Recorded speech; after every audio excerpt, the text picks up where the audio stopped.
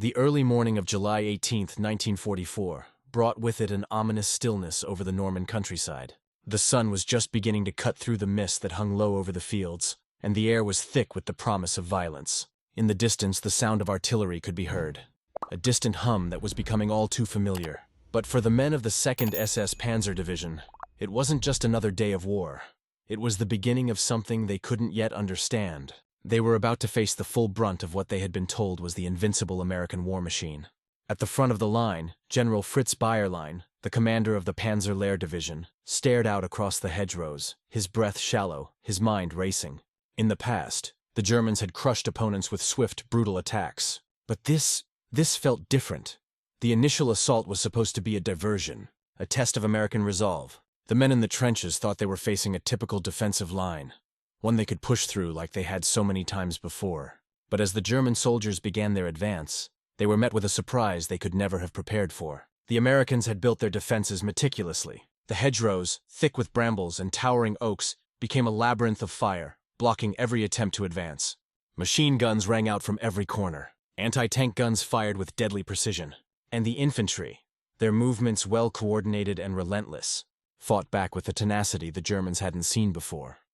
Private Wilhelm Fischer, one of the soldiers in the Panzer Lehr Division, crouched low in a trench, his eyes fixed on the American lines. The roar of the artillery was deafening, and the ground shook under the weight of the shells that tore through the earth. In the midst of the chaos, he pulled out a letter, its edges torn and dirty from the dust and mud of the battlefield. It was from his mother, a simple reminder of home, written just weeks before. He had received it in the early days of the campaign, when hope still lingered that they would soon return victorious. But now, as the battle raged around him, he could hardly remember the last time he had heard her voice. He carefully unfolded the letter, hoping for some form of comfort. But the words on the page seemed so distant now, as distant as the life he had left behind. He stared at the familiar handwriting, his thoughts wandering to his home in Berlin. Mom, I don't know if I'll make it back, but if I don't, please know I did everything for the fatherland. I am proud to serve, even if the world does not understand it. The words felt hollow now. The pride he once felt for his country seemed to evaporate in the face of the overwhelming strength of the American lines. Every time they tried to push forward, they were met with a wall of fire that seemed impenetrable. In his letters, he had written of the power of the German army, of the victories they had achieved. But now he wondered if those victories were just illusions. The strength of the Americans, their unyielding resistance, was something he had never been prepared for, and that realization gnawed at him, biting away at the very core of his resolve. The Germans had always been taught to respect their enemies, but what they faced in Normandy was beyond anything they had encountered before. The American infantry fought with the same ruthless precision as their tanks. The M4 Sherman tanks, with their quick maneuverability and superior firepower, tore through the German defenses with a ferocity that sent shockwaves through the ranks. Private Fischer's unit had been tasked with holding a strategic point, but every time they thought they had the upper hand, another wave of Americans appeared, pushing them back. The fighting was fierce, with neither side willing to give an inch. The Germans had expected the Americans to fold under the pressure, to break as they had done in the past.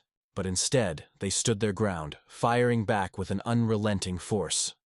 In one of the many brutal encounters that day, a German tank was knocked out by an American anti-tank gun. The explosion was deafening, and for a moment, Fischer was blinded by the flash of fire that engulfed the vehicle. When the smoke cleared, he saw the bodies of his comrades, lying motionless on the ground. It was a sight he had grown accustomed to, but today it felt different. It felt final. There was no sense of pride in his heart now, only a heavy, oppressive fear that weighed on his chest like 1,000 pounds. The German soldiers had always believed that their cause was just. They had been told that they were the defenders of Europe, fighting to protect their homes, their families, their future. But now, as Fischer looked out at the American lines, he realized that their enemies were just as determined, just as ready to lay down their lives for their own cause. The Americans, he thought, fought for something different. They fought not just for victory, but for survival, for freedom, for a future beyond the war. It was a realization that shook him to his core. The battle dragged on through the day, with no clear victor in sight. But for Fischer, the war had already changed. The certainty he had once felt about the superiority of his army was now in question. As the sun began to set over the battlefield, the German forces fell back, retreating under the relentless pressure of the American assault. Fisher watched as his comrades disappeared into the smoke, their faces drawn and weary. And as he knelt to write one last letter to his mother, he couldn't shake the feeling that the war was slipping away from them, that the American lines they had once underestimated had become an impenetrable force, one that would soon bring an end to the nightmare of war. As the shadows grew longer, Fisher's thoughts turned to the future. What would happen if they were defeated? Would the world remember their struggle, or would they be forgotten? The last line of his letter was simple, a final plea to his mother. Tell the world I did my duty, and that I believed in something bigger than myself. But Fisher knew, deep down, that the war was no longer about duty or belief. It was about survival. And the Americans, with their strength and their resilience, were proving that they had the will to survive, no matter what the cost. The retreat from the hedgerows was a grim affair. The night had fallen, and with it came the bitter realization that the Germans were not the victors they once thought themselves to be. In the aftermath of the first full day of fighting, soldiers like Private Wilhelm Fischer found themselves questioning everything. The American resistance had not only been fierce, it had been unlike anything they had ever faced before. The lines they had once believed to be weak, to be ripe for collapse, had instead held firm. The very idea that these Americans, whom they had once seen as naive, had turned the tables in such a way was enough to shake the faith of the most battle-hardened veterans. They had underestimated the strength of their enemies. For the men of the 2nd SS Panzer Division, the most shocking aspect of the battle wasn't the scale of the casualties. It was the coordinated and unrelenting ferocity of the American lines. Each counterattack came with precision and timing that suggested an almost unnatural understanding of the battlefield. The German forces, accustomed to superior numbers, heavy artillery, and elite tanks, found themselves unprepared for the resolve of the American infantry and the sheer resilience of their defensive positions. The Americans had built their lines with an eerie sense of anticipation. The use of the terrain itself, those very hedgerows that had once seemed like a minor obstacle to German soldiers, had become an impenetrable fortress. The soldiers who had fought through these hedgerows described them as living walls, dense, thick, and full of hidden traps. But it wasn't just the landscape that posed a challenge. It was the soldiers themselves. They fought with a kind of relentlessness, staying low to the ground, firing from hidden positions, their machine guns and rifles a constant hum of death. Private Fisher, in one of his few moments of clarity, recalled a moment from the previous day, a moment that crystallized the difference between the Germans and the Americans. The German forces had launched a coordinated attack, hoping to break through the American defenses. Tanks rolled forward, infantry followed behind, and artillery began its relentless bombardment. But then, as if it were part of some larger plan, the Americans hit back. Hard. A barrage of shells erupted from seemingly nowhere, and suddenly the tanks were stuck in the mud, unable to maneuver. The infantry, once advancing with purpose, now found themselves pinned down by machine gun fire from concealed positions. The attack, meant to be decisive, had ground to a halt. What was even more shocking was how quickly the American forces adapted to the evolving situation. The Germans, trained to rely on fast, mobile assaults, now found themselves in a static confrontation. The Americans had set up their defense lines with a precision that went beyond simple fortification. They had positioned anti-tank guns, machine guns, and mortars in perfect coordination, creating overlapping fields of fire that were designed to rip through any assault that came their way. And they didn't stop there. After each failed German assault, the Americans would counterattack, using their superior artillery to hit the German positions before the soldiers even had a chance to regroup. In the heat of battle, the Germans began to realize that the Americans weren't just defending. They were fighting with purpose. A telling moment came when Fisher's unit, already battered from the first day's push, found itself caught in a deadly crossfire. As he crouched low behind a crumbling stone wall, the realization hit him. The Americans were anticipating their every move. He had thought they would fall back, that they would run. But they did not. Instead, they pushed forward, relentless and methodical, closing in from all sides. Fisher had heard whispers among the German soldiers, rumors of American advancements in tactics, of new weapons and methods that were shaking the foundations of the battlefield. But it wasn't until he saw it with his own eyes that he truly understood. The Americans had perfected a kind of networked warfare. Tanks, infantry, artillery, and air support all coordinated with terrifying efficiency. It wasn't just the individual strength of their lines, it was the unity of their forces that was overwhelming. As Fisher looked at the battlefield, the picture became clearer. The Americans had embraced a doctrine that allowed for flexibility, adaptability, and above all, unity of effort. They didn't rely on just one type of weapon or strategy. They understood that modern warfare required the fusion of technology, tactics, and human will. The German soldiers, meanwhile, were still clinging to the old ways of war. Fast, aggressive strikes meant to break the enemy's will through sheer force. But the Americans had proved that it was no longer about the speed of attack.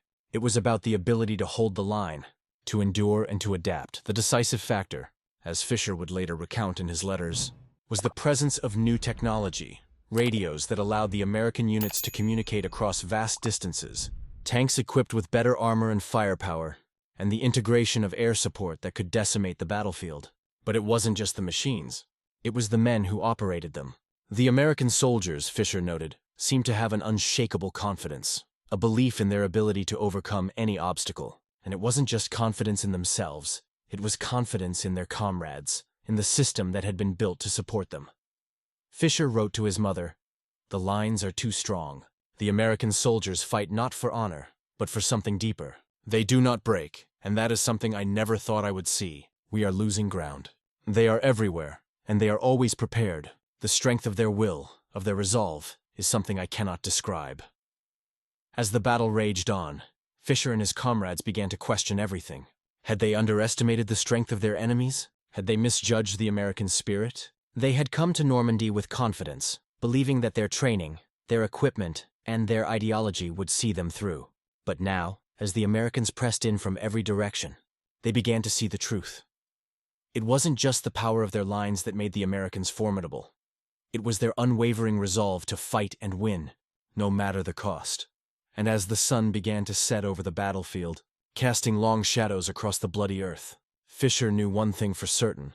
The war was not going to end the way they had planned. The Germans had underestimated the Americans, and that mistake might cost them everything. The night after the battle was one of heavy silence. The constant barrage of artillery that had filled the air for hours finally ceased, and with it, a deep, suffocating quiet spread over the battlefield. But for the men of the 2nd SS Panzer Division, there was no peace to be found. As the stars appeared above the ruined countryside, the German soldiers gathered in makeshift camps, exhausted, their bodies bruised and broken from the ferocity of the American assault. The battlefield around them was littered with the remnants of their failed attack, burned-out tanks, destroyed trucks, and the bodies of comrades who had fallen. But it wasn't the physical devastation that weighed on them. It was the realization that the war was no longer theirs to win.